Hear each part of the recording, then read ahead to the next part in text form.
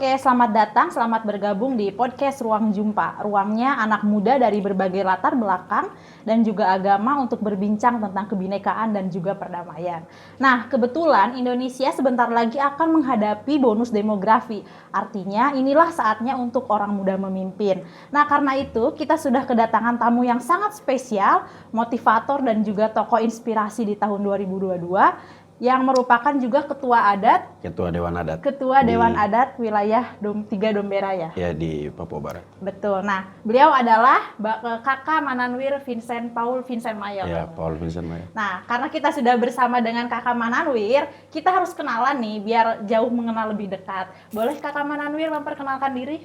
Oke, teman-teman, perkenalkan nama saya Mananwir Paul Vincent Mayor. Saya Ketua Dewan Adat di Raja Ampat dan juga di wilayah 3 Domberaya atau di Provinsi Papua Barat. Saya senang sekali bisa berada di sini, bisa diundang oleh teman-teman dari ICRP atau ICRP. Iya, betul. Saya sudah kenal ICRP sudah lama, dari sejak 2017 awal sampai hari ini, dan selalu berkomunikasi dengan pimpinan ICRP dengan baik. Saya berharap kita bisa bertukar pikiran, berdiskusi. Iya, betul. Untuk menginspirasi anak muda. Ya. Mungkin untuk pertama nih yang ingin saya tanyakan adalah bagaimana sih tantangan, dinamika dan juga problematika para pemuda yang ada di Papua saat ini? Pemuda-pemuda di Papua itu kan berada di wilayah Indonesia Timur.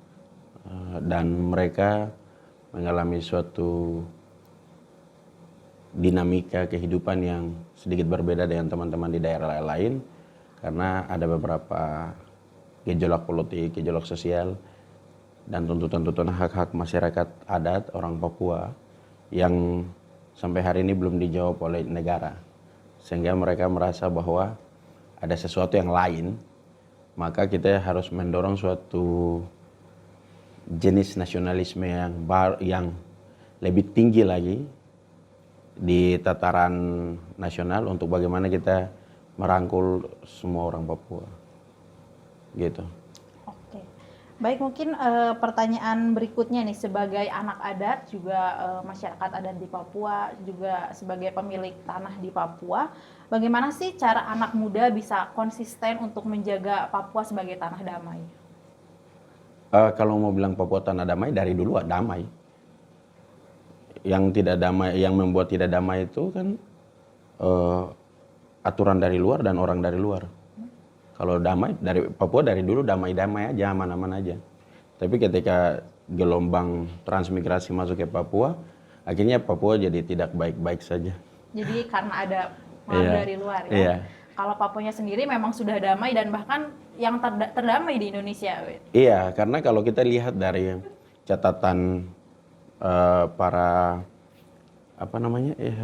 penjelajah Eropa, Portugis, itu mereka menulis bahwa Papua ketika ditemui itu wilayah hujan lebat tropis, artinya daerah yang sangat subur. Nah, ketika Papua gabung dengan Indonesia, baru kita dengar ada masalah, ada gejolak. Dulu mereka baik-baik saja. Jadi sebenarnya yang harus dievaluasi adalah hukum dari luar dan orang dari luar yang datang ke Papua. Gitu. Seandainya mereka tidak datang, Papua pasti baik-baik aja. Kita tidak menolak, mereka silakan datang. Kita juga menerima, kita menginginkan suatu pergaulan yang lebih luas. Hanya tetap harus menghargai, mengakui, dan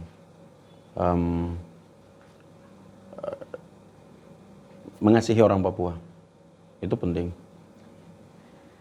Berikutnya, dari beberapa sumber yang saya dapatkan bahwa Kakak Mananwir ini mendapatkan penghargaan sebagai tokoh motivator dan inspirasi 2022 ya, sebagai tokoh yang memperjuangkan hak-hak masyarakat adat. Mungkin Kakak Mananwir bisa ceritakan bagaimana bisa mendapatkan penghargaan seperti itu, karena kan sangat menginspirasi sekali ya. Iya. Kemarin saya juga baru dapat penghargaan dari Media Prestasi Rekor Indonesia di Bali kemarin, 1 bulan lalu. awal tahun dapat penghargaan dan saya terima di Kementerian Dalam Negeri, tokoh inspirasi tadi ya dan tokoh motivator. Di Papua itu yang menjadi permasalahan itu adalah masalah tanah-tanah adat, masalah tanah adat, laut adat, hutan adat, dan masyarakat adat itu sendiri. Mereka orang Papua itu punya pandangan bahwa negara itu fenomena abad 21. Lebih lama mereka hidup tanpa negara ketimbang ada negara. Sehingga apapun itu mereka akan berpegang teguh pada hukum adatnya. Dan hukum adat orang Papua itu hidup gitu. Orang Papua itu hidup menyatu dengan alam dan alam menyatu dengan mereka. Jadi kalau mereka protes lalu tidak dijawab oleh negara, tiba-tiba selalu saja ada gejolak alam di Papua. Gitu. Jadi memang agak harus kita lebih bijak begitu untuk menjawab semua aspirasi dari orang Papua itu sendiri. Saya kasih contoh kemarin di ibu kota Provinsi Papua Barat itu di Manokwari. Itu masyarakat protes karena ada tambang ilegal. Tapi aneh karena tidak bisa ditutup. Sudah berulang kali berbagai aktivis, berbagai praktisi hukum bicara juga tetap jalan. Bahkan sampai kira-kira ada 400 eksavator di wilayah tambang itu walaupun ilegal ya. Dalam tanda kutip ilegal. Jadi masyarakat protes dan tidak didengar. Terus beberapa tokoh adat itu ngomongnya ya sudah biarkan aja nanti alam yang balas. Tiba-tiba pekerja-pekerjanya jatuh dengan truk 18 orang mati semua. Jadi ada keajaiban alam ya? Iya. Terus dulu pernah di Papua itu ada gempa di Nabire dan itu sekitar tahun 2002. Gempa di Nabire dan rumah-rumah hancur dan orang-orang waktu itu sangat susah. Tiba-tiba emas muncul di itu, aliran-aliran air. Jadi mereka tambang emasnya. Gitu. Benar-benar mukjizat ya? Iya, jadi alamnya hidup. Dan orang Papua hidup dengan alam dan alam hidup dengan mereka.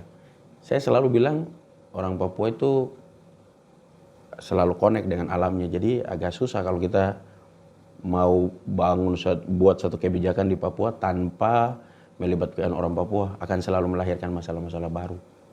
Jadi substansinya atau kuncinya itu orang Papua ingin ada pembangunan, tetapi pembangunan yang menguntungkan mereka. Gitu, jangan pembangunan yang kalau orang pemerintahan bilang model pemerintahan inkremental, jadi pemerintahan yang tambal sulam. Gitu datang, yang penting habisin dana. Nggak ada urusan kamu mau terima pembangunannya atau tidak, nggak ada urusan gitu. Ya. Jadi tidak memikirkan ke depannya. Iya. Gitu. Oke, mungkin selanjutnya adalah seperti tadi kan di awal sudah disinggung bahwa Indonesia ini sebentar lagi akan mengalami bonus demografi nih Kak.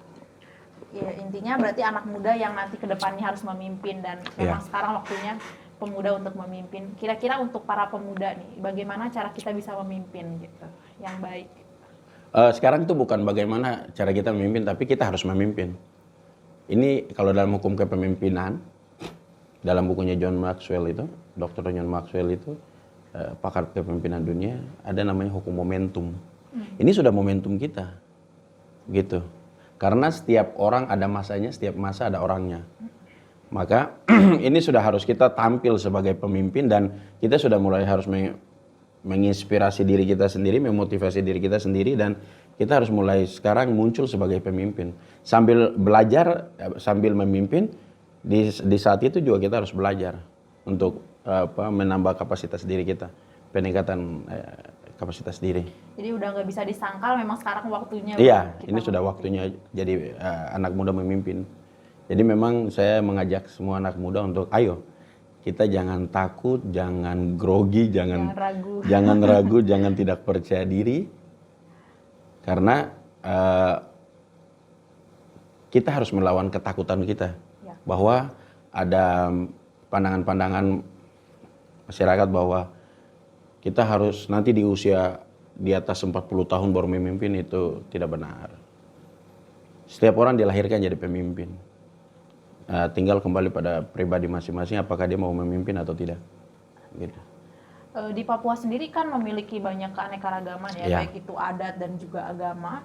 Di sana bagaimana, adakah peran pemuda lintas iman gitu untuk pembangunan di Papua? Apalagi kan Papua juga sekarang merupakan kawasan geopolitik global untuk di kawasan Pasifik ya. Iya, betul. Iya, jadi kalau di Papua ada namanya Pelita di Papua Barat ya, pemuda lintas agama. Pemuda lintas agama, dan mereka lagi membangun ya seperti ya mereka membangun suatu komunikasi untuk semua pemuda lintas agama itu harus bersatu biar melawan isu-isu radikalisme lah, isu-isu agama. Dan khusus untuk Papua ini kan berada di wilayah, orang Papua itu kan ras Negroid, rumpun Melanesia, yang artinya orang kulit hitam di Kepulauan Pasifik Selatan. Jadi memang mereka lebih connect-nya ke wilayah Pasifik. Dari sisi budaya, adat istiadat mereka lebih connect. Apalagi Papua ini kan sekitar kurang lebih 300-an suku. Jadi kalau memang susah memimpin orang Papua karena mereka itu kan struktur adatnya itu ada suku besar, ada suku, ada subsuku, ada keret, ada marga, baru keluarga. Jadi memang di dalam internal orang Papua juga antar suku itu harus ada saling pengertian. Gitu. Jadi memang kalau dalam filosofi orang Papua itu ada istilahnya, tidak mungkin mimpi saya diceritakan orang lain gitu.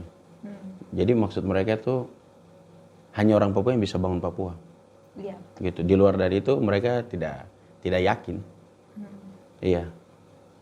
Oke, mungkin ini pertanyaan terakhir karena kita kedatangan Kakak Mananwir yang sangat inspiratif. Mungkin ada nggak pesan dari Kakak Mananwir untuk para pemuda untuk menjaga toleransi, kebinekaan dan juga perdamaian di Indonesia gitu, untuk Indonesia dan juga Papua? Oh iya, kalau kita di Papua ada istilah satu tungku tiga batu. Itu artinya adat, agama dan pemerintah itu harus sejalan, dan toleransi beragama itu adalah syarat mutlak kita bernegara. Jadi kalau mau Indonesia tetap abadi, kita harus pupuk toleransi itu mulai dari kaula muda generasi bawah, dari generasi penerus, mulai dari anak-anak SD, dan khusus kita pemuda untuk mau besar, maka kita harus punya toleransi yang besar. Iya, betul. Nah, terima kasih mungkin Kakak Mananwir, obrolan kita untuk episode ini sekian dulu, nanti akan ada episode berikutnya. Baik. Nanti kita ngobrol-ngobrol lagi. Mungkin untuk penutup kita bisa ucapkan sama-sama kalimat, jika aku benar, apakah orang lain harus salah? Oke. Kita sama-sama ya. 1, 2, 3. Jika aku benar, apakah orang lain harus salah? Nah, terima kasih teman-teman. Terima kasih Kakak Mananwir. Sampai jumpa di podcast Ruang Jumpa berikutnya. Oke, makasih.